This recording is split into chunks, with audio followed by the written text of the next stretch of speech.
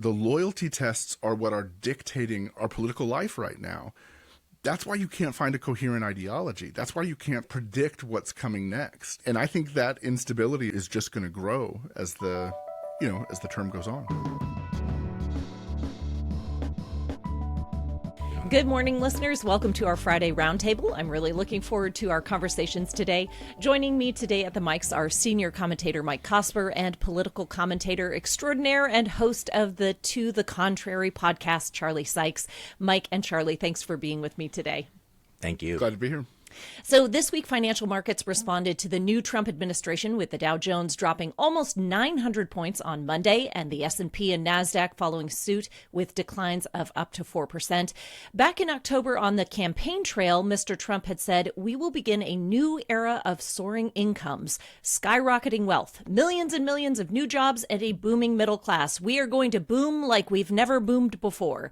However, over the weekend, President Trump avoided answering questions from reporters about a coming recession, implying that citizens might need to endure a little economic pinch as the government completed its massive downsizing. It was a move that has made investors, businesses, and ordinary people a little bit sweaty in the palms. These first 50 days of the new Trump administration have definitely been a shakeup, and we wanted to bring Charlie back to the show today to talk more about it. Charlie, I want to acknowledge right here at the top that there are a lot of folks, a lot of listeners even, who voted for Mr. Trump for a second term for any number of reasons. Some were energized by his conservative platform, but others saw him as the lesser of the two evils. And so I'm wondering, for those who did vote for Mr. Trump back in November, is this the same MAGA that they voted for? Well, this is one of the central questions, I think, of the administration, is whether or not they are overreaching, that they are overplaying their mandate. And clearly, one of the things that, came up in conversations over and over again from people was, okay, I may not like his style or his mean tweets, but I feel comfortable with him in the economy. My 401k was looking pretty good. They've kind of forgotten that last year of his presidency. So there is a good deal of cognitive dissonance going on right now.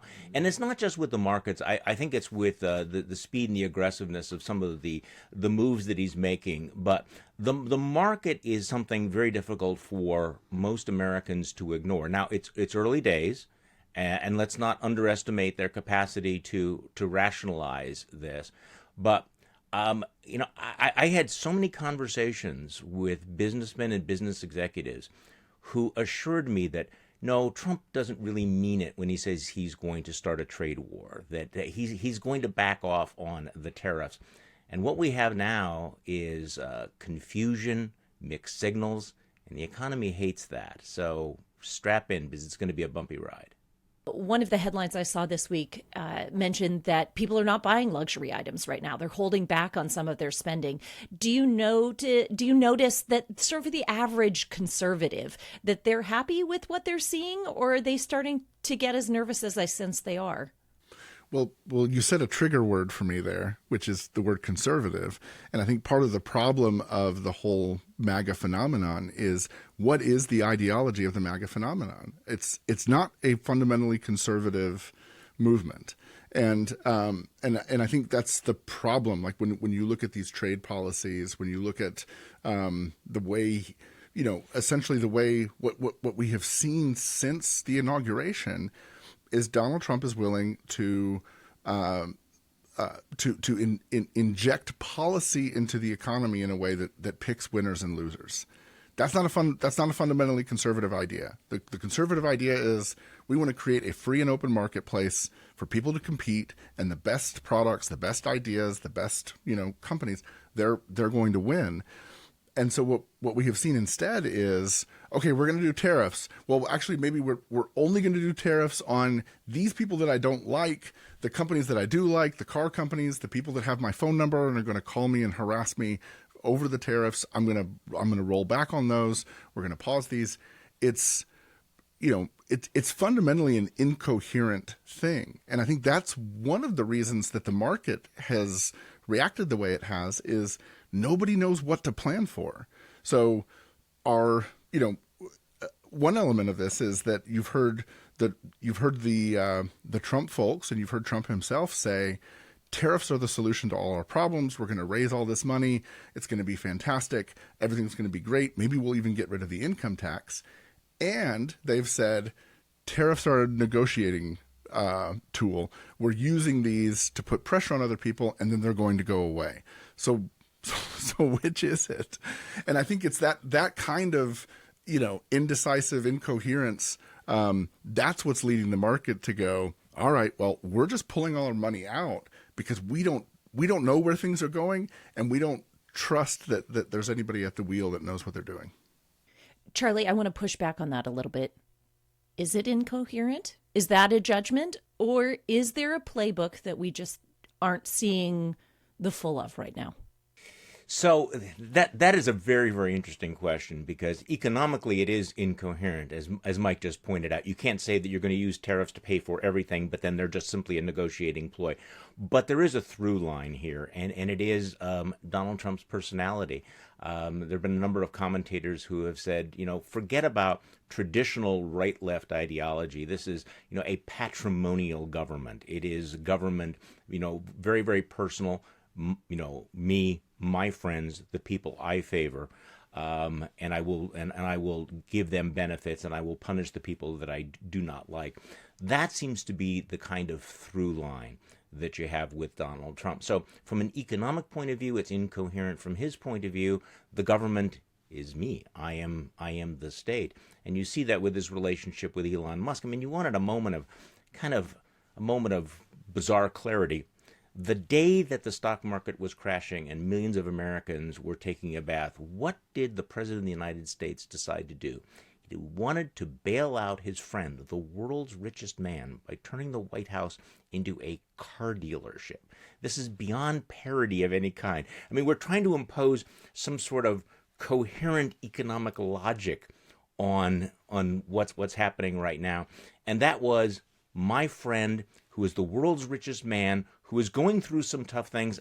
I'm going to help him while millions of Americans are watching their 401ks drain out. I'm laughing about this, but it gives you kind of a sense of the personality-driven politics that we have right now, as opposed to any sort of coherent ideology.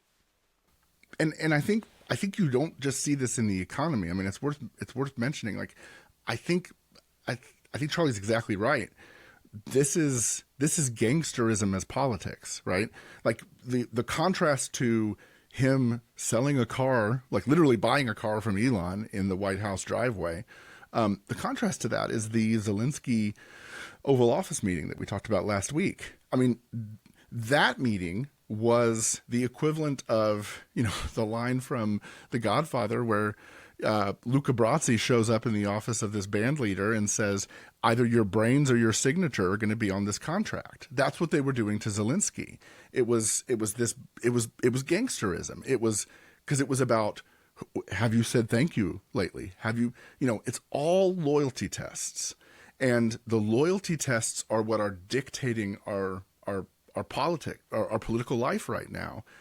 That's why you can't find a coherent ideology. That's why you can't predict what's coming next. And I think that instability is just going to grow as the term goes on. And yet that instability is central. Yes, no, absolutely. I agree. Charlie, I want to get behind that sense of self-preservation, because we are not seeing Republicans push back on these initiatives broadly. They are coalescing around the Trump administration. Is this instinct of self-preservation as the highest good right now, is it motivated by ambition? Is it motivated by fear? What's the driver here for Republicans? Well, a little bit of both. I've watched this over the last 10 years, so part of this story is not new. But the complete collapse of any Republican pushback is really quite extraordinary. And part of it is fear. Part of it is simply ambition. If I want to stay in power, if I want to stay relevant, then I have to go along with anyone. But the price of relevance keeps going up. It means surrendering one red line after another. And you're seeing that right now. So they're on for the ride. They bought the ticket and they're on for the ride. The question is, what happens if the politics turns toxic? What happens if the markets continue to tank? What happens if voters back home begin to realize, well, wait, I didn't think that you were going to be cutting this program or that program? And you have Elon Musk now talking about going after Social Security and Medicare. These are the third rails of American politics. Is there loyalty, is there fear of Trump so great they will never push back? And the answer may be yes, because given the reward structure in American politics, it's better to lose a general election than to be defeated in a primary. Because if you lose the general election, you're still part of the tribe. You're still part of the party. Whereas if you are primaried, if you show any independence, if you buck MAGA, you will be cast into outer darkness. You will be excommunicated. And I think that's unfortunately part of the formula. And to Mike's point, the gangster style of politics is so obvious that sometimes we're reluctant to say that we're trying to put this in political terms as opposed to mobster terms. And I'm sorry to go back, but the Zelensky meeting was so extraordinary because the point of the meeting was not about foreign policy or America first. It was about personal humiliation. It was about Donald Trump's need to humiliate someone who is admired throughout the world for his courage. And the contrast between the humiliation of President Zelensky and Donald Trump's absolute refusal and or inability to ever criticize Vladimir Putin is one of the most extraordinary parts of this drama. Because for 10 years, Donald Trump has criticized just about everyone you could imagine. He has not said a single critical word about Vladimir Putin, and that is a huge tell, I think. Listen to the full episode wherever podcasts are found.